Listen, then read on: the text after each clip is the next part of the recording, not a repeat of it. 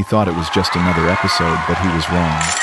The lights were warm, golden, steady, the kind of glow that made everything look softer than it really was.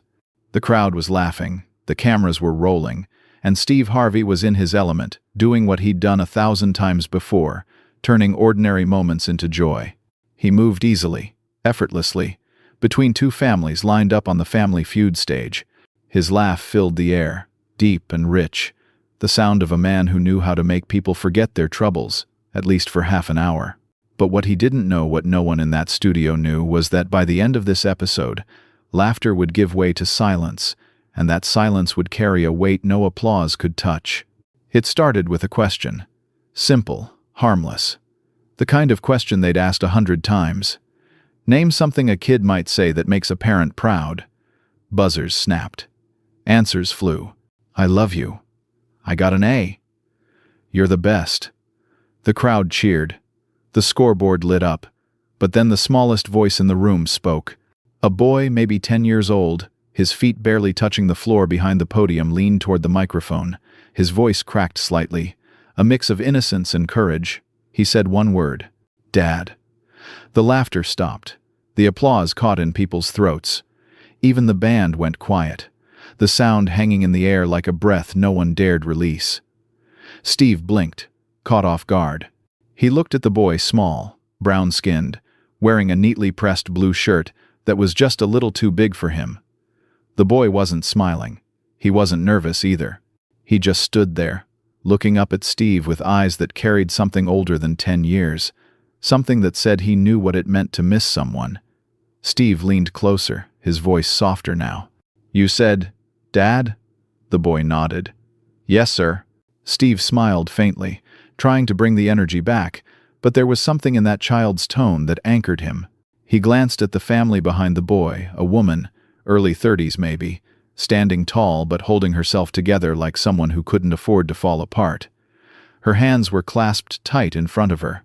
Steve's instincts, the same ones that made him a master of human moments, told him there was something deeper here. He tilted his head.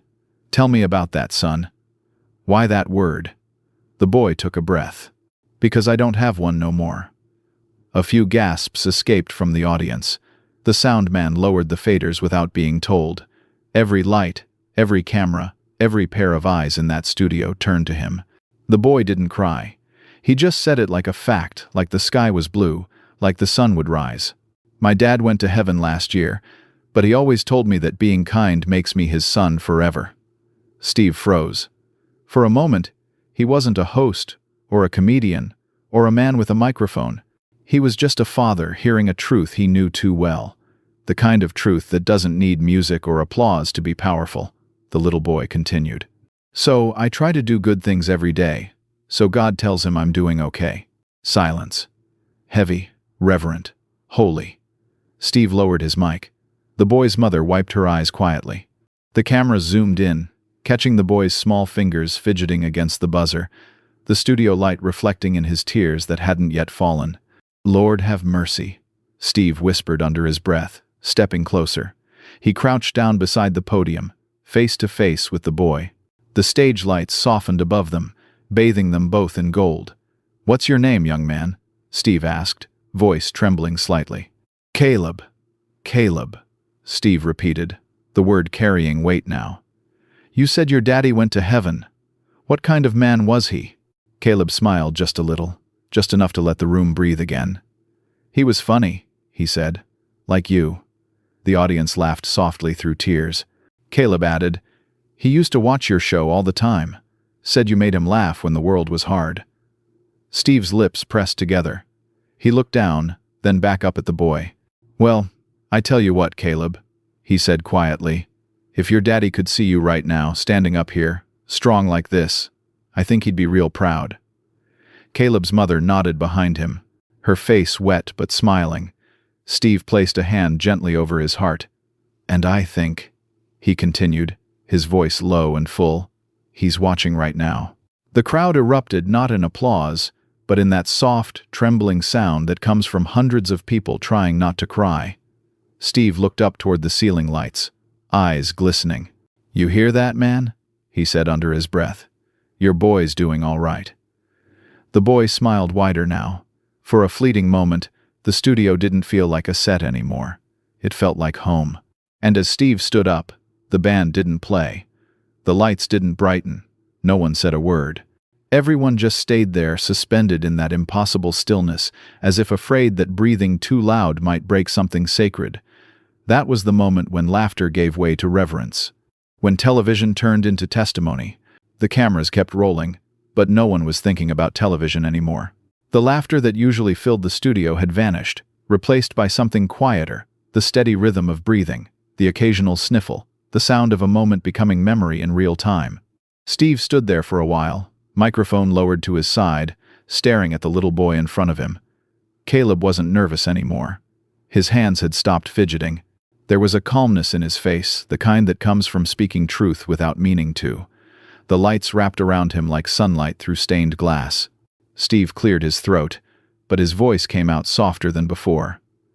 "You said your dad went to heaven last year?" "Yes, sir."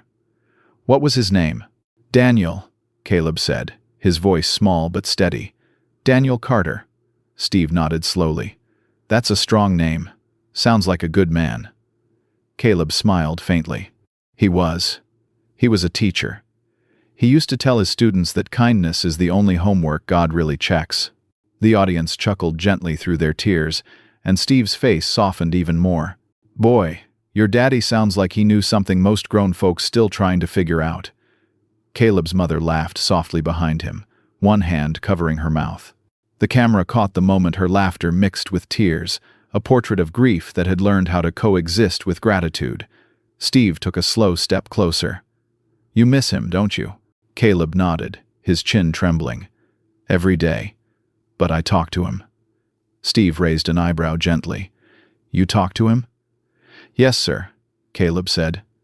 "At night, before I go to bed, I tell him what I did that day. Like, if I was nice to my teacher or helped Mommy with the groceries. And sometimes," he added, looking down for a moment, "sometimes I hear him back." The audience collectively held its breath. Steve crouched slightly again, his voice hushed now. "What do you hear him say, son?" Caleb blinked, his eyes shining under the golden light. "He says, 'That's my boy.'" The sound of muffled crying rippled through the studio. Even the crew behind the cameras had their heads bowed. Steve pressed his lips together, his own eyes glistening. "You know what, Caleb?" he said quietly. "That right there, that's real. That's love talking. And when love's that strong, it don't ever stop talking." Caleb smiled through his tears. "That's what Mommy says." Steve glanced toward his mother. "Well, your mommy's a wise woman." The boy's mother nodded, her voice breaking slightly. Daniel always said he wanted Caleb to grow up fearless. To know that love doesn't go away, it just changes form. Some nights, when Caleb cries, I tell him his daddy's just speaking in a different language now. Steve's voice caught in his throat. "Whew," he whispered, hand over his heart. "Ma'am, that's powerful."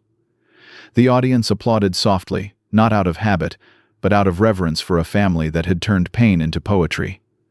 Steve took a breath, composing himself. Then he looked at Caleb again and asked gently, "Son, if you could tell your daddy something right now, if he was standing right here in front of you, what would you say to him?" Caleb looked straight ahead, his little shoulders lifting as he took a breath. "I'd tell him, I'm trying real hard to make him proud." The words hung in the air like smoke, slow, fragile, eternal. Steve's lips quivered. He nodded slowly, his deep brown eyes filled with tears that finally fell.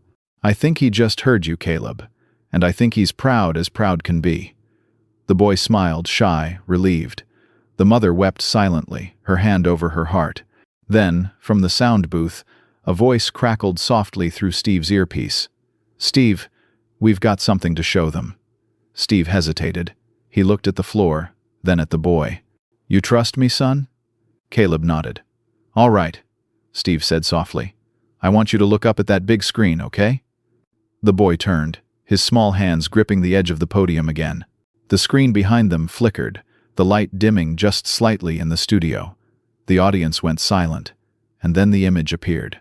It was a home video, grainy, handheld, the sound a little fuzzy. A man stood in a backyard filled with autumn leaves. He was tall, broad-shouldered, smiling as he raked. The camera jostled slightly as a child's laughter filled the frame. And then his voice, deep, kind, familiar. "Hey, Caleb, come help your old man out here before I drown in these leaves." The studio gasped. Caleb's eyes widened. "That's him," he whispered. "That's my dad." The man on screen looked straight into the camera, straight into the present, and smiled. "If you're watching this, buddy, that means you're growing up good. Remember what I told you, be kind. Take care of your mom. And don't forget to laugh, son. That's how you keep me alive." Caleb's hand flew to his mouth. His mother sobbed openly now, her knees weakening. Steve reached for her instinctively, one hand holding her steady, his other hand pressed against his chest. The video ended. The lights stayed dim. No one clapped. No one breathed. Caleb stepped forward, small, trembling until he stood at the very edge of the stage, looking up at the screen that had just gone black. "Bye, Dad," he whispered, waving softly. And that was when Steve Harvey turned away, eyes red, walking slowly off stage, unable to speak. The audience didn't need words. The silence said everything. Steve stood just off stage, his head bowed, one hand gripping the edge of a lighting stand, like he needed to hold on to something real. The air in the studio was thick, the kind of silence that hums. Behind him, the screen still glowed faintly, that lingering blue light that always follows the end of a video. He wasn't crying for the cameras, he wasn't even thinking about them. It was something deeper.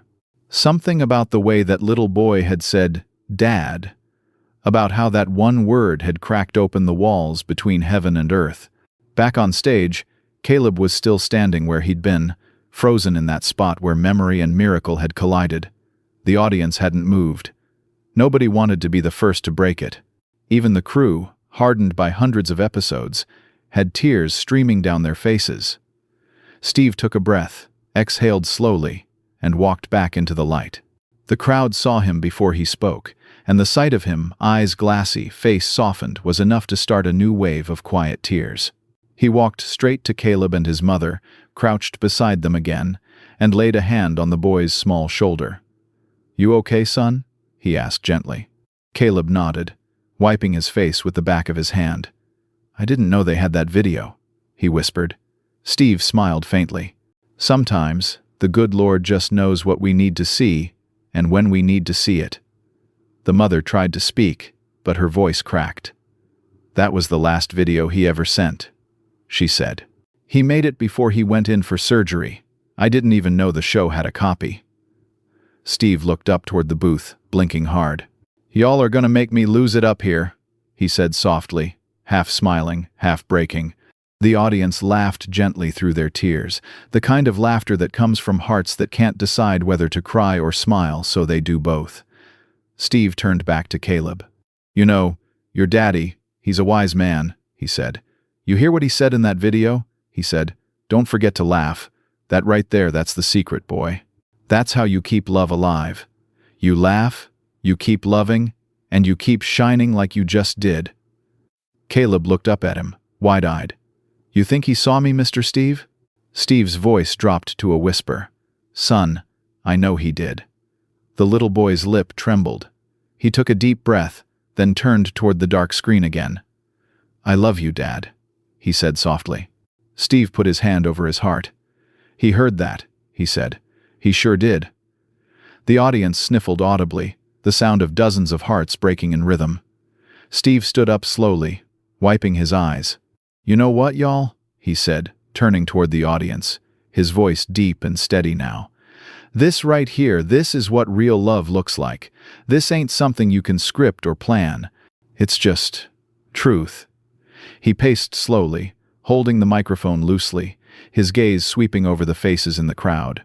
"See, what we just saw wasn't just a boy talking to a screen. It was a son talking to his father. It was heaven reaching down for a second to remind us that love doesn't leave, it just changes how it shows up." The room was quiet, except for the occasional sniffle. Even the lights seemed softer now, as if the building itself was listening. Steve turned back to the family.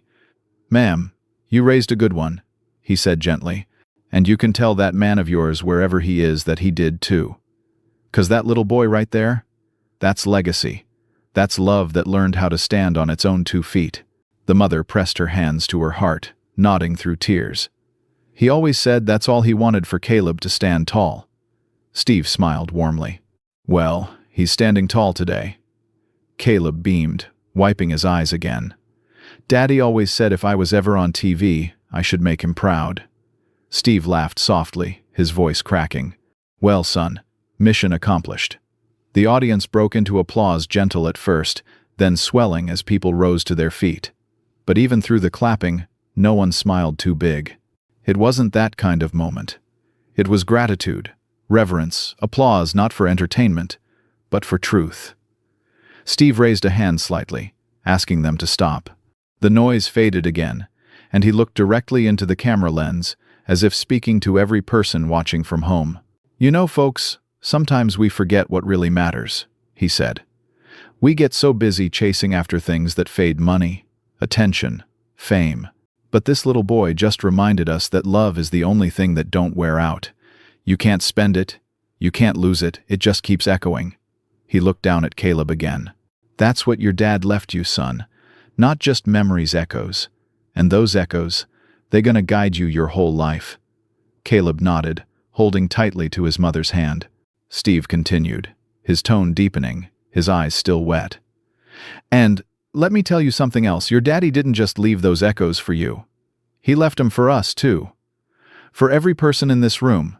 Every one of us needed to hear that message today, whether we knew it or not. He paused, closing his eyes for a moment. Because love, real love, is the only thing that survives us. The crowd fell silent again. You could hear the hum of the lights above, the faint whir of the cameras trying to focus through a lens fogged with tears. Steve turned toward the control booth. Let's play that clip again, he said softly. One more time. The screen came to life once more. The man's voice filled the studio, calm, kind, alive. Hey, Caleb, don't forget to laugh, son. That's how you keep me alive. The sound floated through the room like wind through a church window. The camera slowly zoomed out, catching Steve with his hand on Caleb's shoulder, the mother standing close, the screen glowing behind them. Steve whispered, more to himself than anyone else. That right there, that's what forever sounds like. For a long moment, the air in the studio didn't move. The sound of the father's voice hung there, soft, steady, eternal, like the final chord of a hymn that no one wanted to end. People in the audience had stopped trying to hide their tears. Even the stage lights seemed gentler now, their glow stretching across faces that reflected awe, grief, and gratitude all at once. Steve Harvey stood still, microphone at his side, his other hand resting on Caleb's shoulder. The boy was no longer trembling. He was calm, smiling faintly through the tears streaking his cheeks, as if the warmth of his father's voice had wrapped around him one last time. His mother stood beside him, both hands pressed to her heart, her head bowed in reverence. Steve finally broke the silence. You know, he said quietly, his voice raw. I've done a lot of shows in my life. I've seen funny, I've seen wild, I've seen unbelievable, but I've never seen something like that. He paused, glancing at the dark screen where the father's face had disappeared. That right there, that wasn't just a video. That was love stepping back into the room. The crowd murmured, a low ripple of agreement. Steve turned back to Caleb and crouched again until he was eye level with the boy. You feel him with you right now, don't you? Caleb nodded, his voice barely a whisper. It feels like he's right behind me. Steve smiled softly. He is. He always will be. 'Cause that's how love works. It don't leave, it just changes how it shows up. The little boy's mother nodded through her tears. That's exactly what Daniel used to say, she whispered. Steve looked at her, his expression tender. Then he's preaching through you now, ma'am. The audience laughed quietly through their tears, and even Steve chuckled, the kind of soft, trembling laugh that feels like exhaling pain. Then, with his hand still on Caleb's shoulder, Steve looked up toward the ceiling. You know, I think your daddy just reminded all of us of something we forget too easy. We spend so much time looking for proof that heaven's real, but sometimes, heaven sends us proof that love never dies. The studio fell completely silent again, not because of sadness, but because every word hit a place in people that no camera could capture. Steve stood, still looking upward. "Man, if you could see your family right now," he said softly, his voice cracking. "They're strong. You did good." Then he looked back down at Caleb. "And you keep that promise, all right? Keep laughing. Keep being kind. That's how you keep him proud." Caleb smiled up at him, brave and small and shining. "Yes, sir." Steve nodded, patting his shoulder. "That's my boy," he said, and the crowd gasped softly at the words, the echo of what Caleb had said his father used to tell him. The audience began to applaud again, softly at first, like the rustle of wind through leaves, then louder, fuller not for a performance, but for a miracle that had just unfolded before them. Steve raised a hand gently to quiet them, his voice trembling with reverence. "Let's not clap for a show, y'all," he said. "Let's clap for what's real, for love, for family, for this little boy and his father, who just proved that the heart never forgets how to find its way home." The applause shifted slower, deeper, like the sound of gratitude. Then, unexpectedly, the stage lights flickered again, just once, subtle, but visible enough for the entire audience to notice. Gasps spread through the room. Steve looked up, smiling through his tears. "Well," he whispered, "looks like somebody's saying thank you." Caleb looked up, eyes wide, a small grin breaking through his tears. "That's him," he said. "Daddy's saying hi." Steve laughed quietly, shaking his head, overcome. "Boy, you're gonna have me shouting in here." The audience laughed through their sobs. It wasn't chaos, it was catharsis. The mother stepped forward, her voice trembling. "Daniel used to say, 'If you see the light flicker, it means God's letting me peek through.'" Steve's hand went to his chest. "Whew," he said softly, his voice almost breaking. "Ma'am, your husband just peeked through this whole building." He turned slowly toward the audience, his voice low but sure. "See, I told y'all before, sometimes this show ain't just about fun and games. Sometimes God uses this stage to remind us what matters. Today, he used a little boy named Caleb." Caleb looked up at him. "Did I do something good?" Steve smiled. "You did something beautiful. You gave us all a reason to believe again." The boy's mother knelt, wrapping her arms around her son. Steve stood behind them, his hand resting gently on both their shoulders. The shot looked almost cinematic. The dark background, the soft amber light, the glisten of tears that looked like tiny stars on their faces. Steve looked back toward the audience, his voice steady but thick with emotion. "If you're watching this at home," he said slowly, "I want you to remember something. Call your people, tell them you love them, forgive somebody, hug your kids, because if today taught us anything, it's that love is the only thing that outlives the body." He paused, then added quietly, "And sometimes, if you're lucky, you'll hear it call your name, even after it's gone." The audience rose again, not clapping this time, but standing in complete silence. Hundreds of people on their feet, united by one small boy's word, "Dad." Steve looked down at Caleb. "You ready to finish this game, champ?" Caleb looked at him, smiled, and nodded. "Yes, sir." Steve chuckled, wiping his face. "All right, then. Let's make your daddy proud." He raised his mic again, and the lights brightened slowly, but the energy in the room had changed forever. It wasn't a game show anymore. It was a love story. Steve looked at the audience one last time before continuing. "Sometimes," he said softly, "television don't just entertain, it heals." The music swelled. The crowd clapped gentle, reverent, endless. And somewhere between the light and the silence, the echo of a father's voice lingered. "That's my boy." If this story touched your heart, subscribe and share so the world never forgets moments like these. This is Stories Left Behind, where human stories are never lost.